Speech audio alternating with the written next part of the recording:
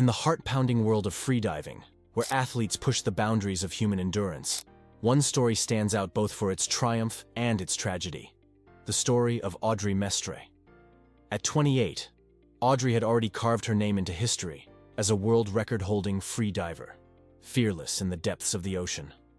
Her life came to a shocking end on October 12, 2002, during an attempt to reclaim a world record. Her death has stirred whispers and theories ever since.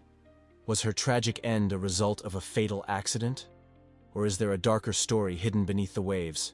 Here's an in-depth look at the mystery surrounding Audrey Mestre's final dive. Audrey's journey to the ocean. Born in Saint-Denis, a Parisian suburb, Audrey was captivated by the water from an early age. She was just 2 years old when she won her first gold medal in swimming. By 13, she was already a seasoned diver, though she had to wait until her 16th birthday for official certification due to French regulations. Audrey's love for the water led her to study marine biology at a university in La Paz, Mexico, a decision that would forever alter her life. It was there she met Francisco Pipin Ferreras, a legendary freediver whose passion matched her own. Their shared obsession with the ocean quickly blossomed into a romance. Audrey eventually moved to Miami to be with Pipin, where she began pushing her own limits under his tutelage. Her rapid ascent in the world of freediving was just beginning. The perilous world of freediving is no ordinary sport. It's a battle between mind, body, and the depths. Unlike scuba divers, freedivers rely on a single breath of air to carry them down and back. For Audrey and Pipin, no limits freediving, a discipline where divers use a metal sled to descend and an inflatable airbag to ascend, was their preferred challenge. This discipline requires intense physical and mental control, as divers reach depths where the pressure alone is enough to cause blackouts or worse. Audrey's dedication led her to break the female world record in 2000, diving to 410 feet on one breath. Her commitment and fearlessness inspired many, as she believed the mind could conquer any physical barrier. Audrey's record-breaking feats with Pipin by her side, Audrey kept pushing the boundaries. Just a year after her first record, she descended to an astonishing 427 feet, breaking her own world record. But freediving wasn't just about records for Audrey, it was a testament to her courage and discipline. "When your mind is ready, the body will follow," she often said, a mantra that guided her dives. Her accomplishments brought her fame and admiration in the freediving world, as she seemed unstoppable. The dive that set the stage, Tanya Streeter's record. In August 2002, freediver Tanya Streeter took on Audrey's record, descending to 525 feet and setting a new benchmark. Her dive was grueling, and she faced nitrogen narcosis, a dangerous condition that can cause hallucinations at great depths. Despite the harrowing experience, Streeter emerged victorious, adding her name to the list of freediving's elite.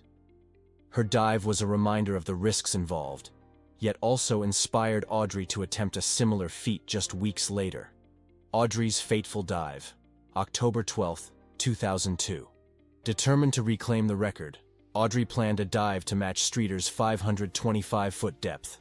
On October 12, 2002, she was ready to go deeper than ever before in the waters of the Dominican Republic. Witnesses described the day as stormy and tense, with Audrey appearing more withdrawn than usual. Unlike Streeter's well-prepared attempt, which had 16 safety divers in place, Audrey's team included only 2. Pipin, who was responsible for filling the air tank that would inflate Audrey's ascent bag, reportedly kept others away from it, insisting he had prepared everything. The descent into darkness. Audrey took one last deep breath and began her descent, plummeting downwards at incredible speed. Within a minute and 42 seconds, she had reached 560 feet. But when she attempted to release the air tank that was supposed to fill the lift bag and bring her to the surface, nothing happened. Struggling, she realized that the tank meant to inflate the bag was empty. The safety diver attempted to inflate it using his own device, but it was too late. Audrey's ascent was painstakingly slow, each second chipping away at her chance of survival as she remained in the depths, far from the oxygen she so desperately needed. A rescue that came too late. As the minutes ticked by, the team on the surface realized something was wrong. Pipin, visibly panicking, scrambled to put on his scuba gear and head down. Meanwhile, one of the safety divers found Audrey, drifting lifelessly at a depth of 406 feet. He attempted to bring her up, but couldn't ascend quickly enough. After 8 excruciating minutes, Pippin finally surfaced with Audrey. By then, she had been without air for far too long. Attempts to revive her on the surface were unsuccessful, and it became clear Audrey had slipped beyond saving. Theories and controversy surrounding her death. Audrey's death rocked the freediving community, sparking rumors and allegations against Pippin. He had been the one responsible for filling the air tank, which was later found to be empty. Critics argued that the dive was recklessly underprepared and suggested that Pippin's overconfidence led him to underestimate the risks. Some went so far as to speculate that he had deliberately left the tank empty to stage a dramatic rescue, only to realize he couldn't bring her up in time.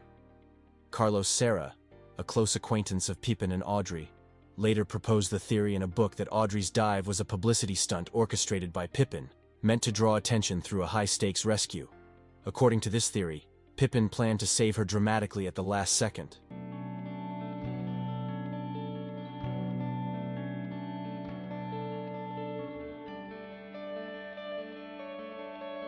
But tragically failed to do so. Pippin has always denied these allegations, insisting that Audrey's death was a heartbreaking accident. The absence of investigation. In the Dominican Republic, where Audrey's dive took place, only a family member can request a formal investigation into an accidental death. Neither Pippin nor Audrey's family pursued further inquiry, meaning there was no official investigation into her death. This has left many questions unanswered, fueling speculation about whether Audrey's fatal dive was indeed an accident or something more sinister. Life after Audrey for Pippin Ferreras. Following Audrey's death, Pippin continued to freedive, eventually marrying a Canadian model and diver named Nina Ferreras. Together, they continued the sport, with Pippin reportedly training Nina to dive past 100 feet.